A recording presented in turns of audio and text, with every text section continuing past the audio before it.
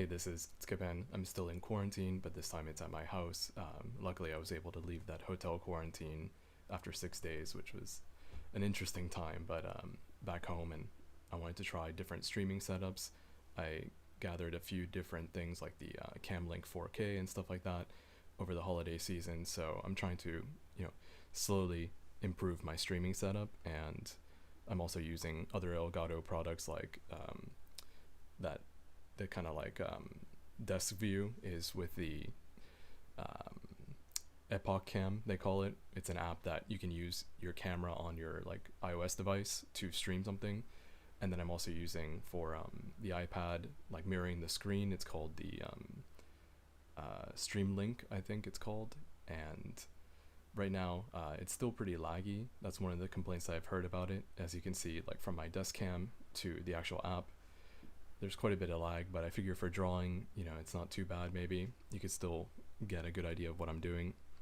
And then I just wanted to kind of try to work on some pieces that I didn't finish last year and see if I can kind of just test out different tech.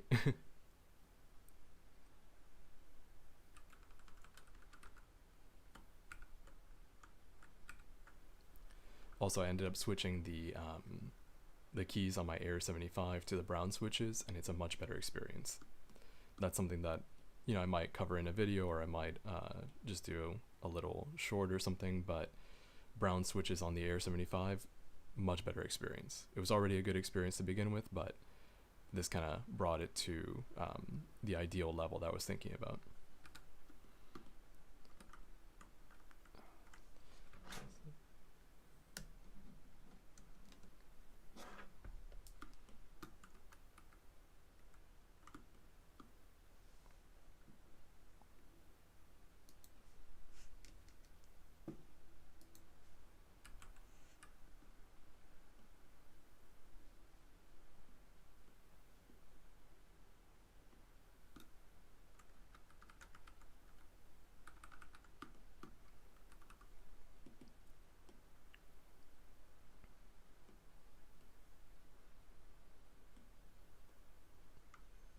But one of the things that I always have trouble with is trying to stream my iPad screen. I only have like an old 12-inch MacBook that's not powerful enough to do streams, and at the moment I don't have any intentions of picking up a more modern Apple product that's not an iPad, so I'm kind of stuck trying to figure out different ways to stream the actual screen. Hey, thank you so much for stopping by. If you have any questions, feel free to leave a comment and I'll do my best to answer that.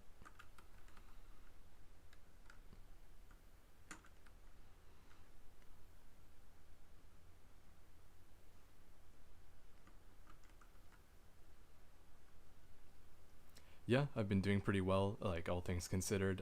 I had to quarantine for 4 days at a hotel, and it was an interesting experience. But now I'm back home, and can kind of get back to doing some work. I still can't leave really for another 3 or 4 days, but all things considered.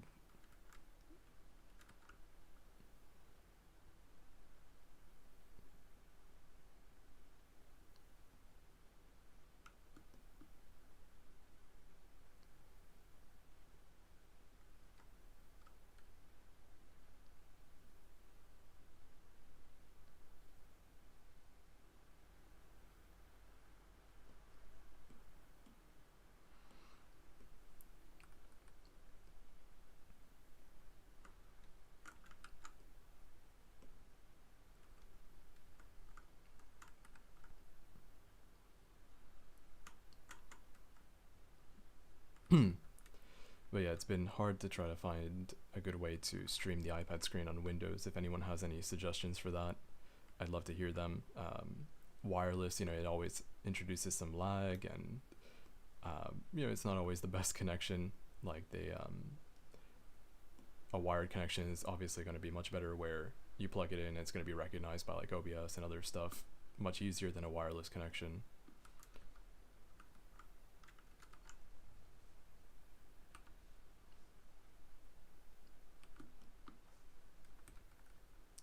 Let's see.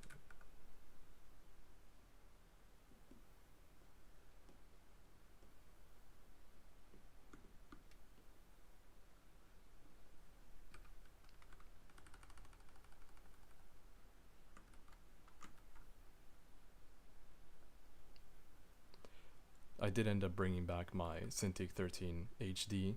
It's a little bit older, but still totally usable. And I wanted to hook that up to stream easier, to get some drawing done on stream much easier. Since it's already connected to Windows, I could just run an app right on Windows itself, and it will be much easier to integrate into streams in OBS. But I need to switch my monitor's cable from HDMI to DisplayPort so that I have a free port available for the Cintiq. And since I'm still quarantined, it might be a few days before I could do that.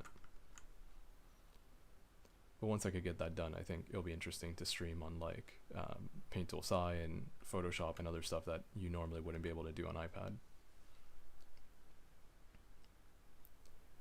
Yeah, I mean, I don't even mind spending money at this point. I spent money on this stream link, and hopefully the experience isn't too bad. You know, I'm sure it has its uses for other applications, but I thought that some kind of capture device would work. I thought that like plugging in, since you have USB-C, I thought maybe USB-C to HDMI would allow you to capture it easily, but that doesn't seem to be the case. And I know, I mean, maybe at some point I just have to pick up a Mac for streaming iPad. At least now, like, you know, a base level MacBook or a Mac Mini or something used probably wouldn't be too much, so it might be a good option, but I'm not looking forward to that.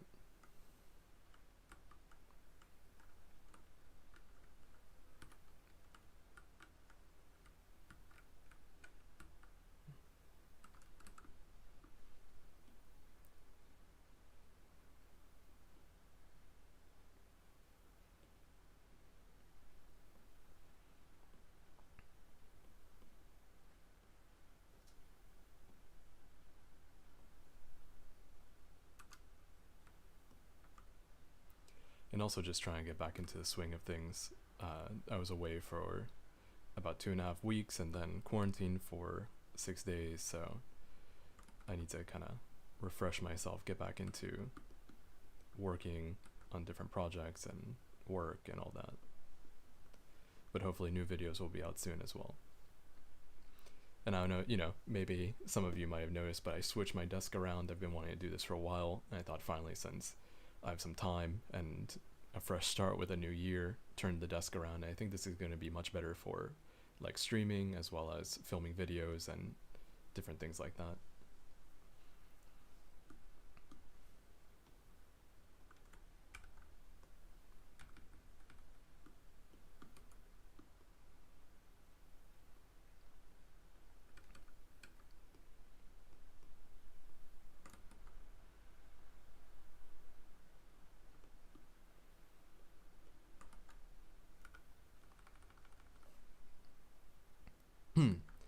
But yeah, I really wish that there was a easier way to stream your iPad on Windows, just a screen, because there's so many good drawing apps. Like, you know, if you want to stream Procreate on a stream like this, or record it for a long session where you actually see the UI, it's not that easy. So it'd be nice to see more options like that for Windows users.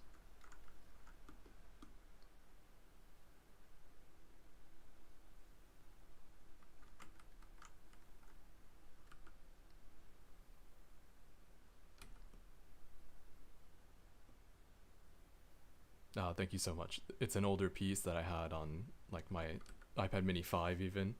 I moved it over to here and just wanted to try to work on it and finish it up, hopefully.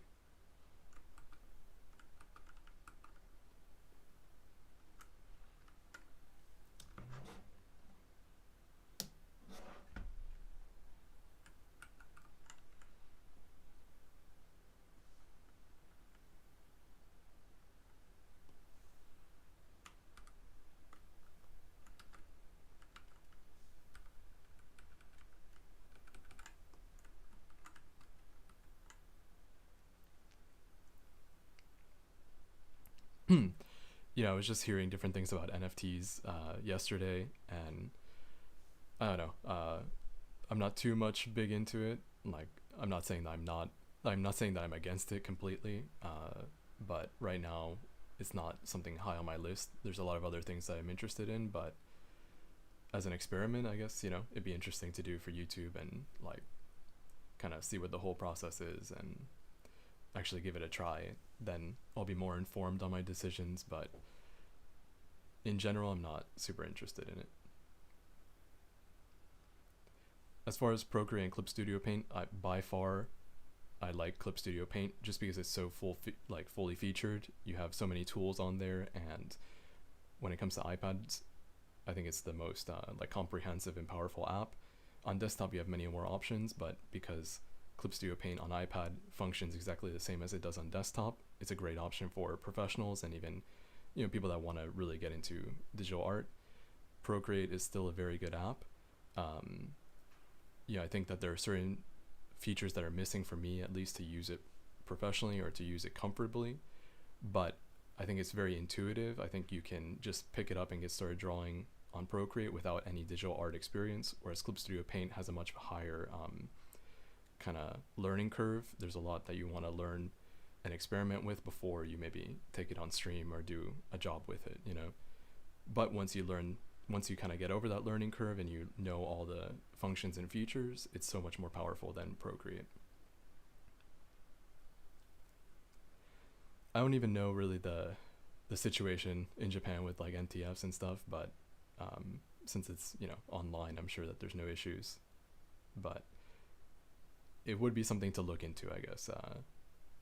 I guess my view on digital art ever since I got started was not really that it's a one-of-a-kind thing. I felt like it's more something you could spread much easier. It can go much farther. And in general, I think my philosophy that when it comes to art and specifically digital art is I'm much more interested in, I guess, teaching and doing stuff like this on YouTube, like spreading information, hopefully useful information, and not really like capitalizing on a piece itself, That's just my general feeling on it. So it kind of goes against how I feel about things. But again, I think it's good to be informed and educated, and I'm not really too up on NTFs and stuff, and it might be good to look into it. Also, I don't really think anyone would buy it. Like the thing I was thinking about yesterday was there's tons of news and stuff about people making huge sums of money with NTFs, but I think it's far and few between. I think there's many different artists that are trying to do it and get nowhere with it, and the headlines are making millions of dollars on a digital art piece or something makes a good headline, but what you don't see is the thousands and hundreds of thousands of people attempting to do it, and they don't get anywhere with it.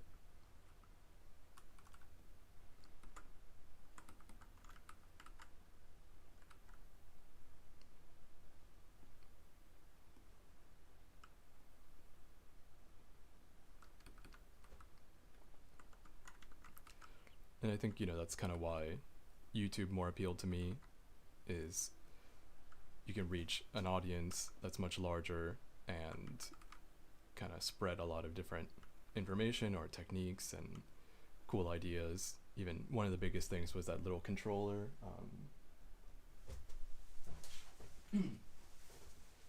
This thing, being able to talk about this and reach an audience, because I think it's really something that would be able to help iPad artists do more work, like kind of further the ecosystem.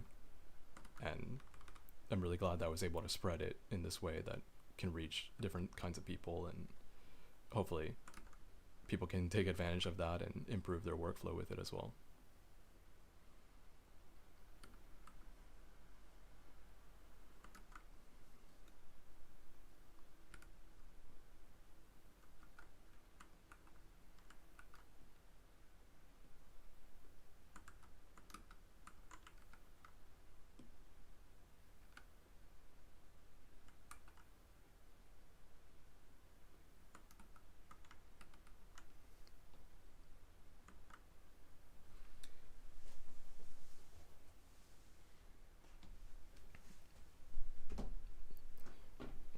Also, I'm going to be switching to the keyboard from the Logitech Combo Touch because I have it reprogrammed. I'd made a short, I think, or a video on how you can reprogram your keys on like on an iOS keyboard, I guess, on an iPad keyboard to kind of function like Windows.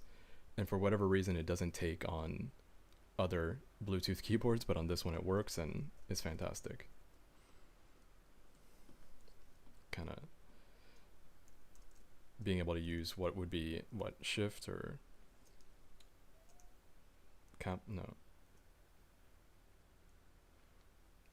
command, I guess. No, command option. Now I'm not so familiar with Mac keys, but you can use the one that would be like control on Windows, but it's not control on Mac, and have it have similar functionality.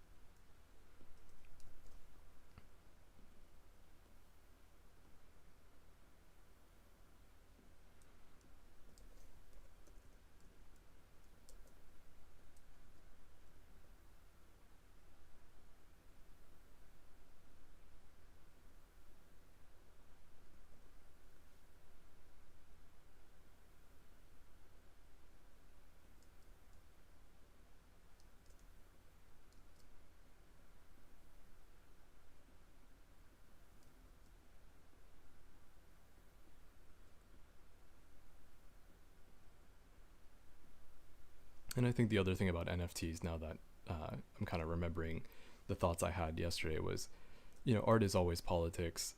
If you think about kind of the way art was before digital and everything, if you could kind of talk your way into it, or, if you have a big circle of people and stuff like that, then you could kind of politic your way to selling more art or becoming a bigger figure in that community. And sometimes it doesn't really matter the quality of the art. It was more just the value of the person or the value of the person's work, and it's an investment for people that want to invest in stuff. And NFTs also, it doesn't necessarily matter the subject matter of the NFT or the piece. A lot of times it's just the inherent or the perceived value of it, or it's an investment for whoever is buying it, and it doesn't always sit with me well, I guess. But art has always been like that, and I guess I kind of never really liked that aspect of it, and hope that I can kind of carve out my own little niche doing other stuff that I feel a little bit better about, I guess, morally.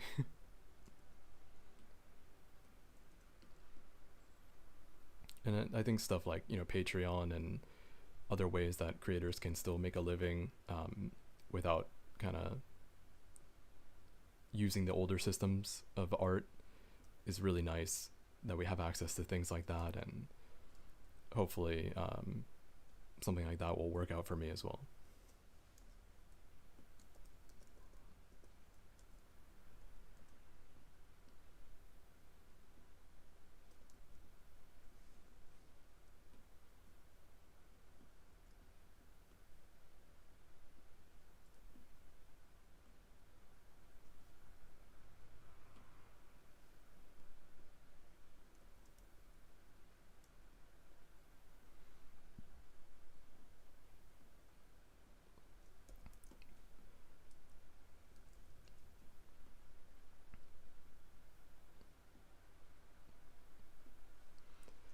And I hope that some of the more tutorial style videos that I like to do will do better in the future. Sometimes it takes time for them to kind of take off, and they take just as long as other videos to make, and it can be difficult to know what kind of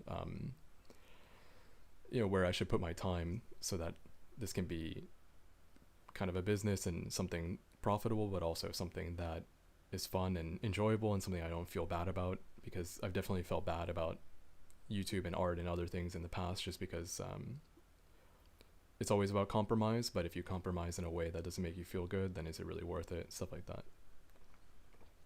Yeah, and I mean, some people are definitely better at that. Some people are better marketers. Some people are better, salespeople.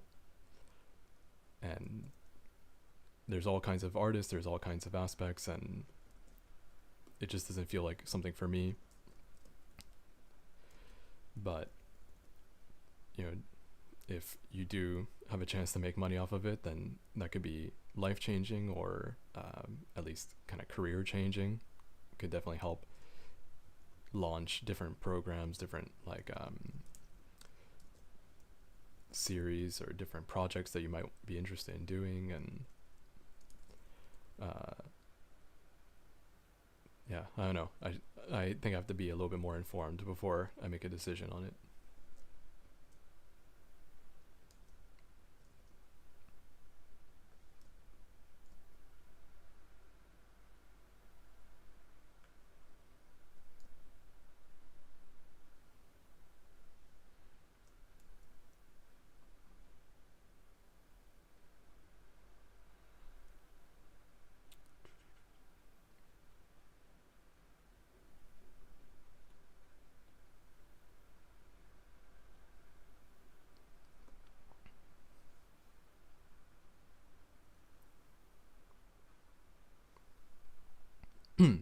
So at least now it looks like the Stream Link, the app that I'm using to mirror the iPad for the stream, is performing a little bit better. But when I first kind of started to get this set up, the lag was intense to the point where it wasn't really responding, and it seems to be an issue with this app.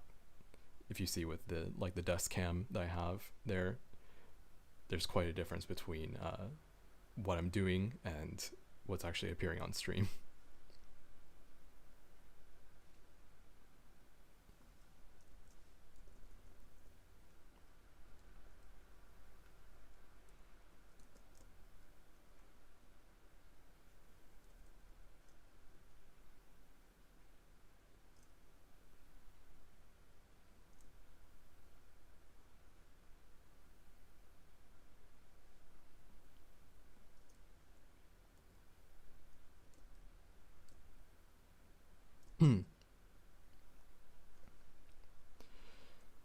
But all that being said about politics and NFT and art, everything's always a compromise with that, what you're willing to do, and kind of what your goals or what your vision is for something, and how far you're willing to go for it, I guess, and kind of what you feel comfortable with.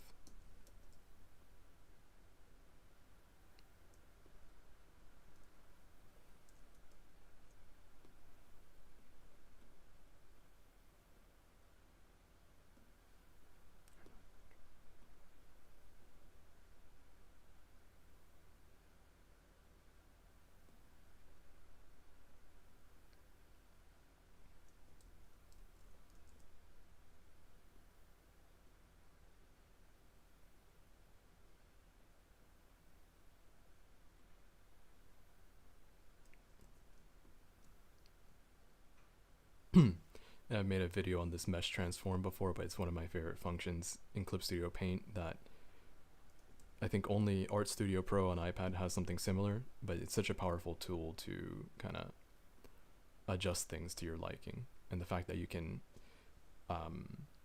do this mesh transform on a folder itself means you have so much more control over your entire piece.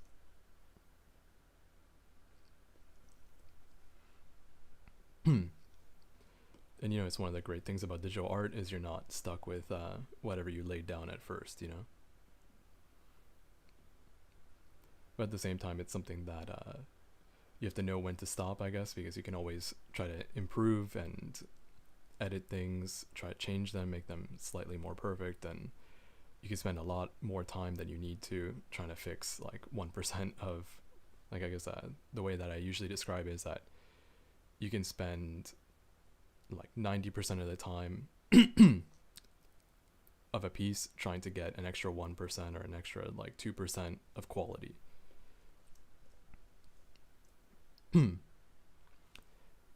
The pixelization isn't too bad. It does get a little bit softer when you do the mesh transform, but for web, I think there's no issue. And even for print, to a certain point, yeah, that, let me see if I can kind of, well now it's already been transformed, so it's a little bit more difficult to tell, but I'm going to go ahead and just make a little line here. It's pretty sharp, pretty pixelated, and it's the same thing as when you do a normal transform, I think.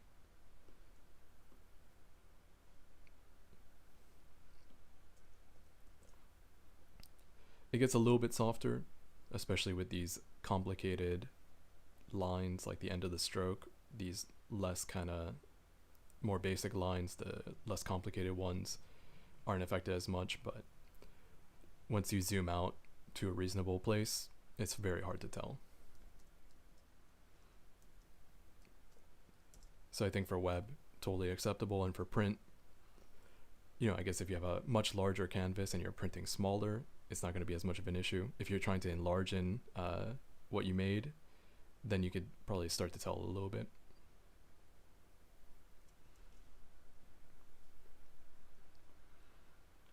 But I don't think it affects it any more than the normal transform tool would.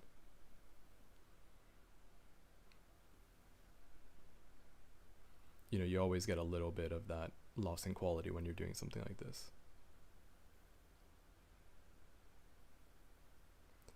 But I think also you can go in there and sharpen it if you'd like. If you aren't satisfied with it, you could take one of the sharpening effects. I don't know if, let's see.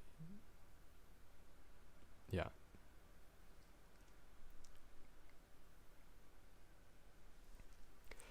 I don't really think that the Clip Studio Paint interface slows down my workflow, because I usually work with a keyboard, and when you have access to a keyboard, even on iPad, Clip Studio Paint performs extremely well and extremely efficiently, because I have commands that I've used for many years, or tools and different functions like that. I think what slowed me down was that those commands were slightly altered when I was using a different keyboard. This is the one that I've been used to, at least on this 12.9-inch iPad. But I think even like with one of these controllers on the iPad mini, or with no controller at all, you can still work pretty efficiently and do quite a bit of work on Clip Studio Paint. If you have no controller at all, or if you have no kind of accessories to interact with the iPad, then maybe Procreate or one of those apps performs slightly better. Like you might be able to draw faster. But I think you kind of hit that ceiling much faster as well with something like Procreate, at least for me and the way that I work.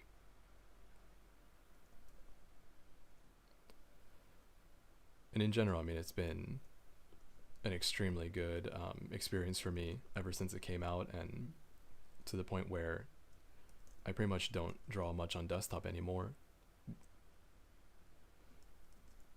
Occasionally I want to use Paint Tool Sci or Photoshop, and in that case, switch over to desktop for something. But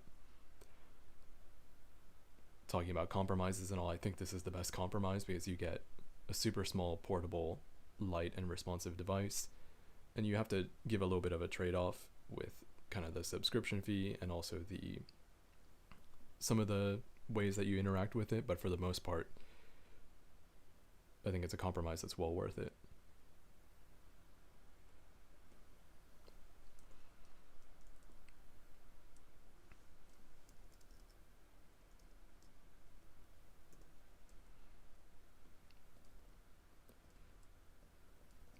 And I think they have plenty of functions built in, like these different quick functions and other things like this, that even if you don't have a controller or a keyboard, you can still get quite a bit of work done. I think coloring is the only thing that I really have an issue with if I didn't have any accessories.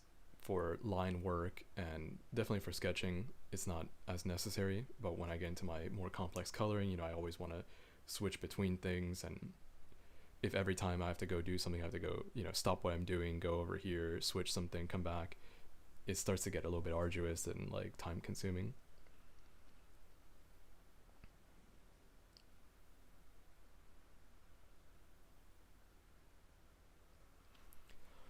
So you tried Clip Studio on the Mini 5 with the keyboard. I mean, I was using that for a long time, and like I said, I really, really recommend something like this for the Mini 5 or any kind of mini, even on the 12.9-inch iPad Pro if you don't want to bring a keyboard. It's an excellent way to access those most used functions. But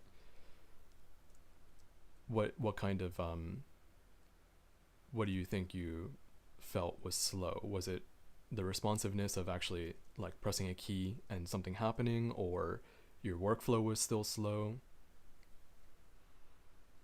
Yeah, I mean, the performance of Clip Studio Paint on iPad is very impressive. It just feels like a powerful desktop, you know?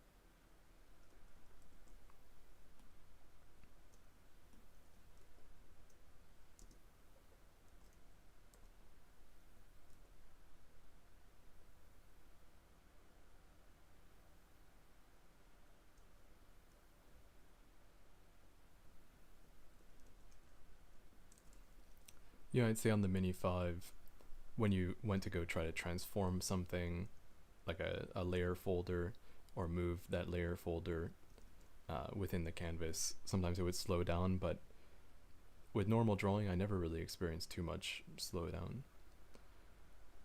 And occasionally I would use it with a keyboard as well.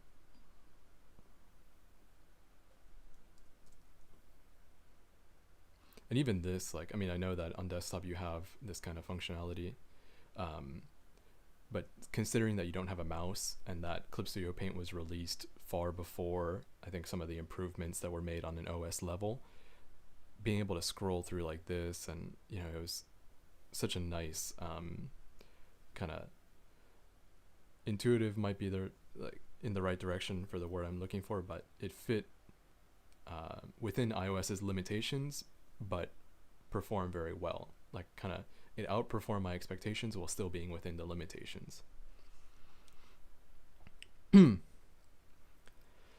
Yeah, I think if you try to remap some of the functions to match whatever you have on Windows, that's gonna help speed things up. I mean, even me, like at the beginning of the stream, I was using a keyboard I'm not used to, and it just slows you down. Things take time like that, but eventually you'll get the hang of it, and you'll find that the work kind of, it flows much faster. And I don't know, I mean, I was very satisfied with the Mini 5 for 2 years or so.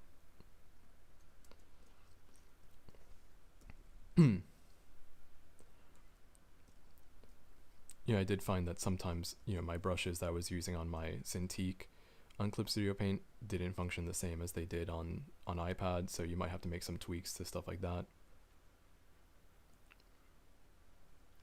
So to get started with digital art, if you have an iPad, I think Procreate is an excellent way to get started, because it feels so natural. You could just pick it up and get going without any other like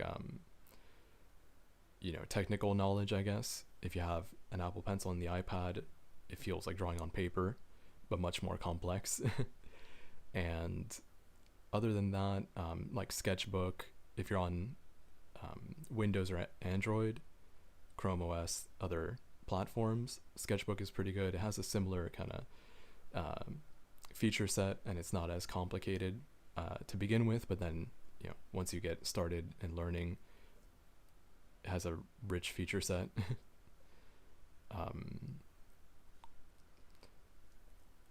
Other ways to get I mean, Clip Studio Paint, if you really are if your goal is to be a professional or someone that does this as their main hobby, or if you're very serious about it, learning Clip Studio Paint would be a great way to get started for like comics and anime style drawings, even animation, stuff like that, because it is an industry standard at this point. There's tons of tutorials out there. I've made a few different tutorials, and I think at first it doesn't feel like drawing on paper. There's a lot of different functions and kind of aspects of it that might be counterintuitive to someone who is used to drawing on paper. But once you get the hang of it, Clip Studio Paint is an excellent software, and that's the one that I'm using right now. But yeah, I think just to get started, just to get your, first digital drawing experience, Procreate is an excellent place to get started. I haven't self-published a comic in a long time. I used to do a lot more of that. But, now it's kind of more difficult, I guess, to do so. I actually submitted a comic to a contest on Pixiv like 10 months ago, and the contest is still being judged, I think.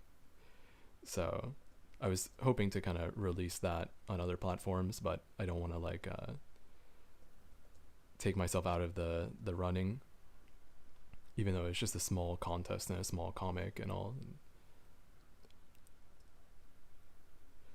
I enjoy them, but I think they take a lot of time and planning and all. So something like this where you could just kind of get started and get a lot of the same satisfaction, I guess. Especially when I get so used to doing these like complex rendering and coloring, it's hard sometimes to go to a more simpler comic style. Like I'm less satisfied, and I want to keep on adding more details when it's just not necessary, or doesn't really add much to conveying like the story.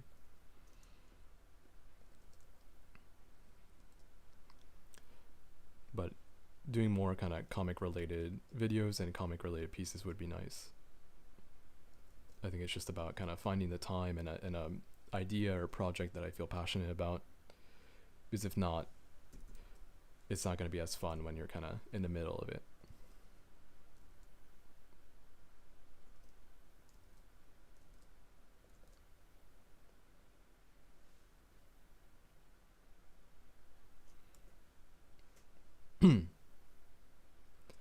But I do think that I want to make more kind of, I guess, expressive work, something that has more meaning than just like something simple like this, I guess.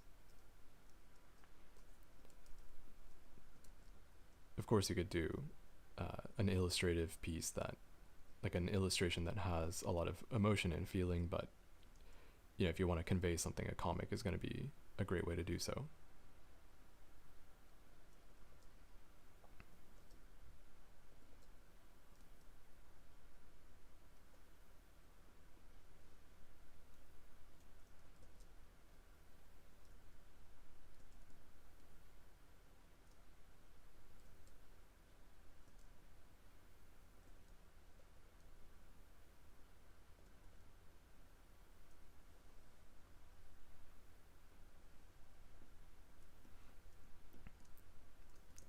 I think a lot of times when I do get into a colored piece like this and I'm drawing, it becomes very like meditative for me, that I can just focus on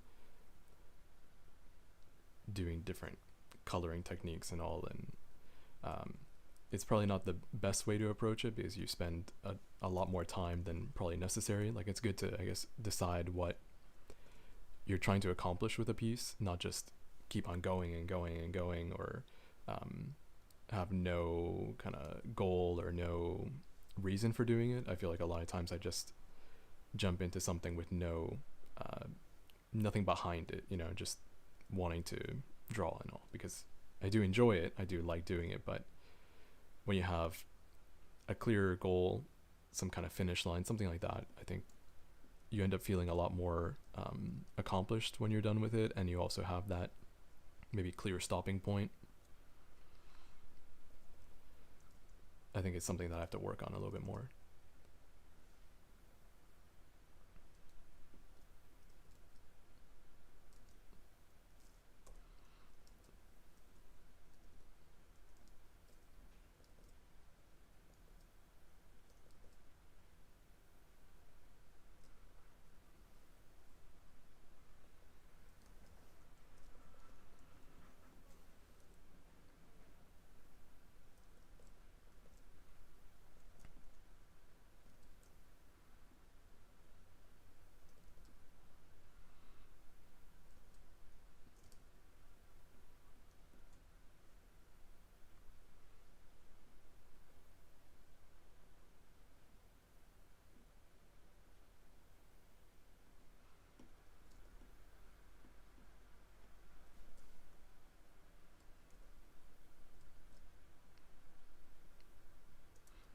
Because if not, I think you could go on for hours, adding more layers, more detail and stuff like that when you have to think about your audience, or where you're publishing it, what your purpose is behind it. Because if you're just putting it online, someone might not be able to see all those details and all.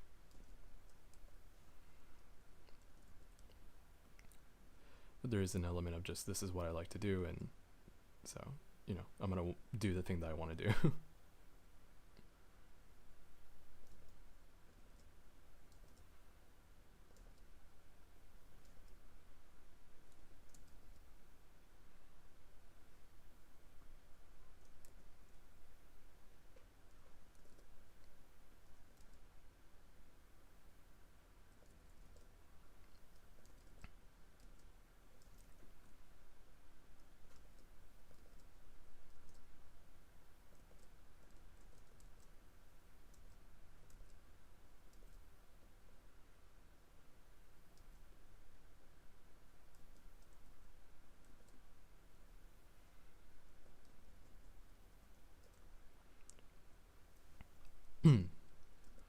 I also hope the stream is looking pretty good. Like I said, slowly I want to try to improve things.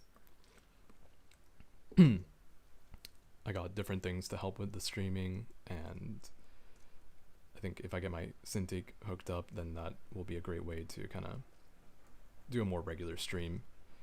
I always find that trying to do it with iPads and tablets and other stuff like that are not directly connected to Windows ends with me kind of having a headache and the results not being to my liking. But a tablet like that hooked up directly to the computer, less headache, much easier to work with, and kind of, I guess, will lead to more streams and more drawings, which is always better than headaches and less stuff.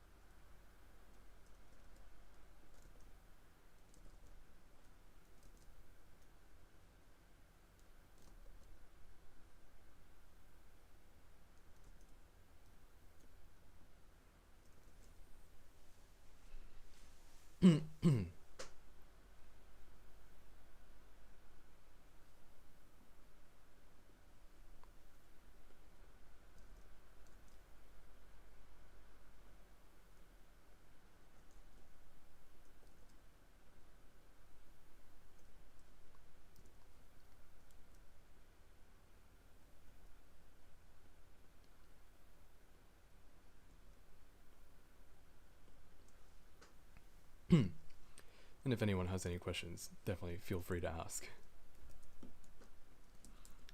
Always happy to talk about different art type stuff, technology, anything, Japanese culture, whatever you have a question about.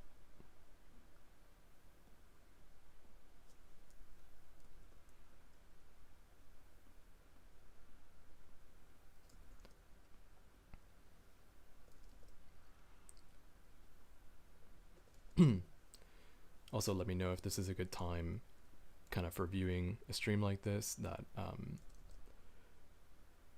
for me, it works out better. It's the morning in Japan.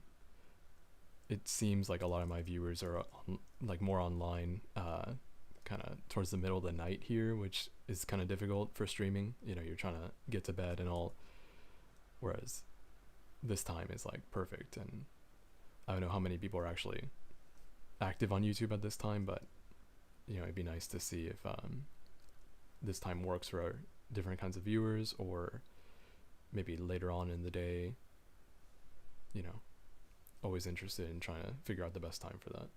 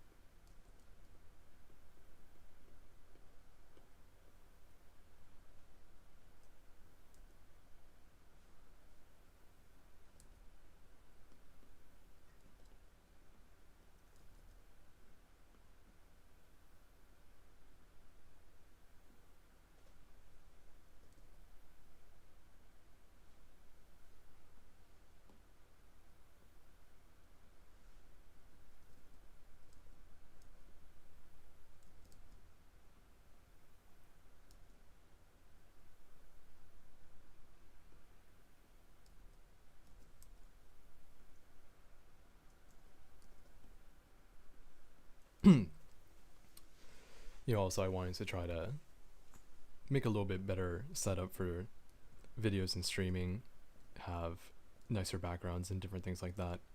At first, when I moved into this place, you know, I wasn't really sure exactly how long I would be able to be here, and I didn't want to get a ton of furniture. I still will probably have to leave after another year or so, but at least I feel a little bit more comfortable putting some furniture in, getting a nicer background so I can make more videos and have them look a little bit nicer, have different locations to film some B-roll and the talking segments as well, just to give it some variety.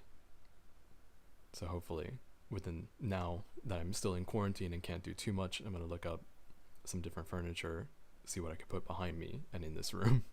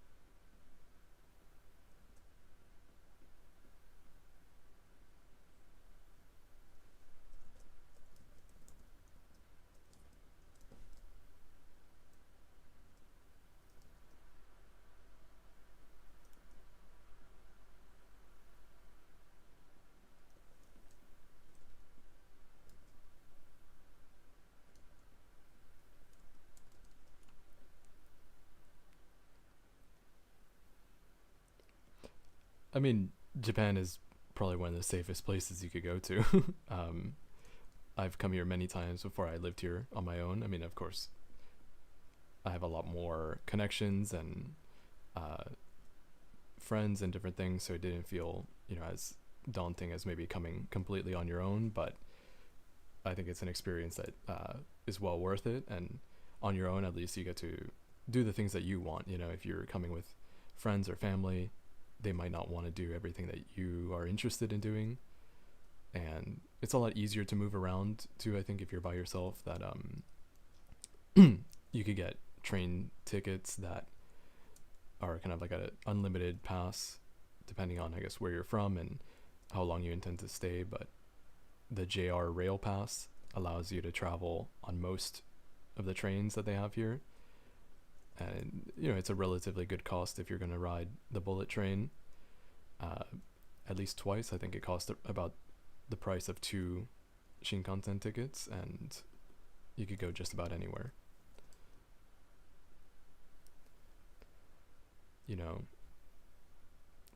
There are people that leave their bags here if you're alone. I've seen, travelers or maybe not as many travelers, but Japanese people that you go to a cafe, they leave their bags and they go to the bathroom and they come back and nothing's ever happened. And it's very rare to have like something stolen and all that, but I still take my stuff just in case. I had a friend of mine, their bag got stolen at an arcade, but at a cafe, I think you're probably fine to leave like a suitcase or something like that. I mean, it's a very, very safe place. One of the safest places in the world, probably.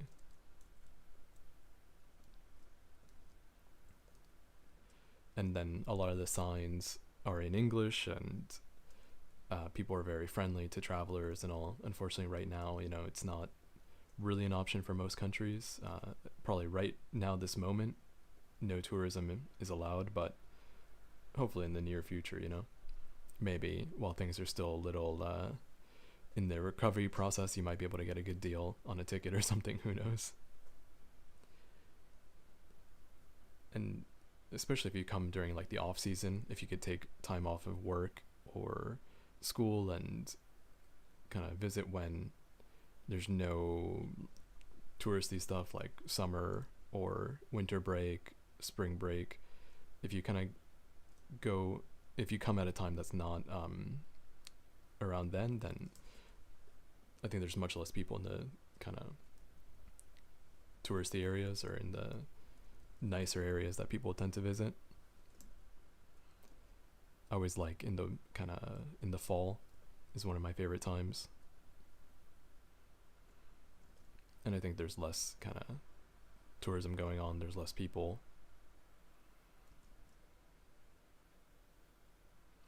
And it's like cool. It's not too hot like it is in the summer. And there's still lots of colors and like vibrant atmosphere, I guess. The spring is obviously, I think, one of the peak times that people come to see the cherry blossoms and stuff like that. But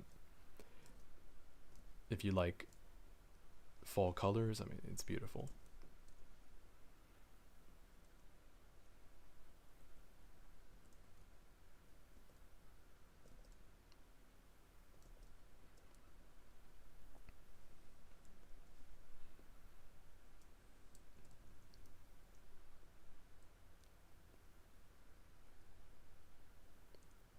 I see. I mean, I think, there's a lot of safety measures, I guess. Like, even they have trains that are only for women for the morning period, kind of like 7 a.m. to 9 a.m. They have cars that are only for women. Bathrooms are usually split up. It's either the bathrooms, for sure, you have a women's only bathroom, and then you might have a split like women and men, and then now they have a lot more, or not a lot, but they're slowly kind of getting into a genderless bathroom or just a bathroom in general for general purpose. I think it's a very safe place in general. Like, I haven't heard any really horror stories or anything from here. And in general, I mean, just walking around, you feel safe. Like there's school kids that are like 6 or 7 years old walking around by themselves, and even at night, you know, I never felt in danger or anything.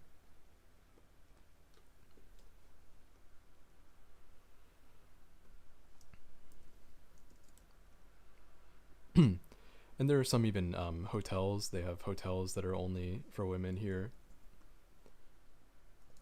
Like, you might have to search for it a little bit, but I've definitely seen that in my own travels. There's definitely been times when I look at a place and it seems very nice and very like clean and a good price, and then you go to check it, like you go to reserve a ticket, or you go to reserve a room rather, and you realize that it's only for women. So I think there's a lot of options out there.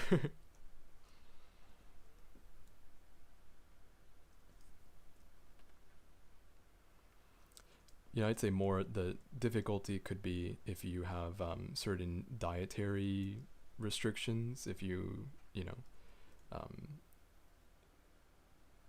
can't eat certain food, or if you are vegan or vegetarian, the options are pretty limited. Especially, you know, if you come to Japan, you want to have more Japanese food. There are options for vegan and vegetarian that are very westernized, but for a lot of Japanese food tends to have meat products in it, so that's an area that I think is difficult for a lot of people.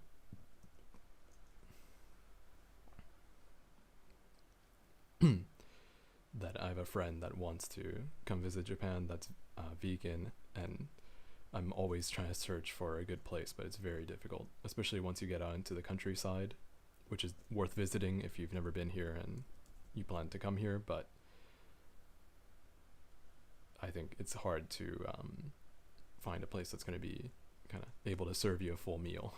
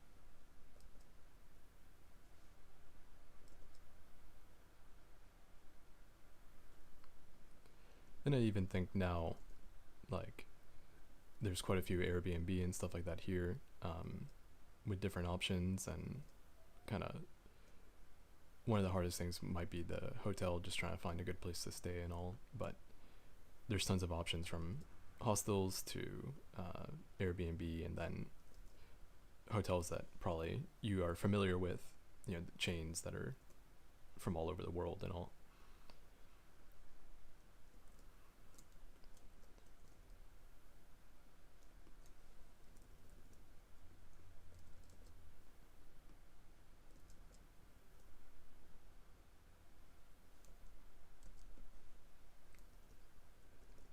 And if you're in a bigger city, a lot of places will have English menus. You know, all the train stuff has English, and I think it's you know, a lot of people don't speak English or to a conversational level, but if you're in a big city, you know, you'll probably find someone that can help you out if you're in some kind of trouble, if you're lost or something. And there's always like police boxes and different things that, you know, they have these like kind of posts where police are, and they're constantly patrolling all, so it feels very safe. Yeah, I mean, I'm hoping that things open up too, so that my family can come visit, and like just in general, friends, family that have been wanting to come for years can finally come, you know. And it'll it'll be interesting to see, because it's pretty strict right now, even if you have a visa and other stuff. I mean, people that have visas but weren't in Japan, like if you didn't have a kind of residency in Japan or something like that, you're not able to come into Japan right now. So a new entry, they call it, like if you wanted to go to school or work here and you just got a job, or if you just got accepted into a school, you're not able to come. But if you were, say, going to school, or if you had a job and you left, you could come back and, you know, resume your stay. But you need to quarantine at a hotel for 6 days like I did, and then more time at home like I'm doing now. So they're pretty strict about it. And even kind of trying to get a new visa issued might be difficult depending on what your status is and all. And for a time there, they were letting people in for business, but even they had to do some kind of quarantine, I believe. Maybe like a 2 or 3 day quarantine just to make sure. And I think regular tourism will be a little ways out. Hopefully by the end of this year, you'll see some more normal kind of tourist activity, but who knows, you know, things are always changing. That I thought, you know, going home at the end of the year would be pretty simple, because I booked a ticket in like October, and at that time it was things were looking up, things were looking better. But with Omicron and all, Japan got very strict about what, you know, who can come and what can be done and all.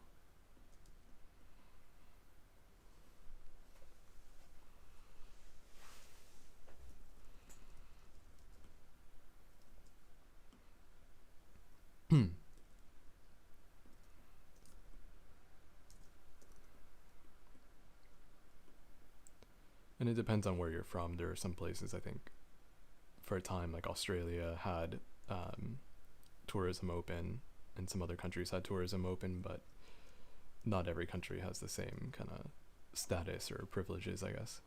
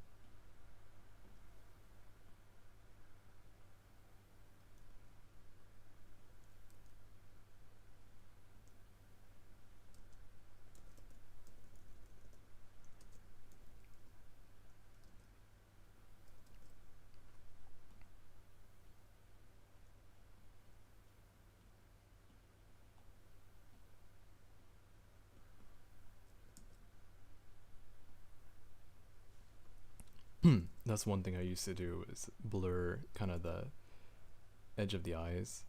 It's something I haven't done in a long time, and I haven't done too many like full color illustrations in a while, so I'm a bit rusty, but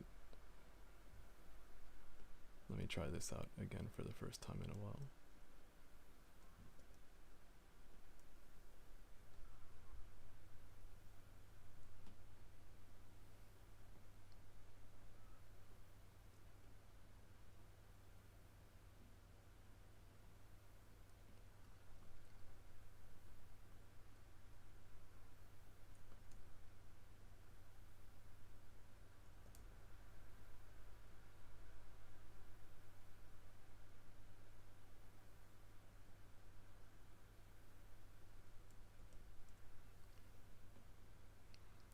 And then I would do the same thing for the white of the eyes here, so it blends in a little bit with the skin and all.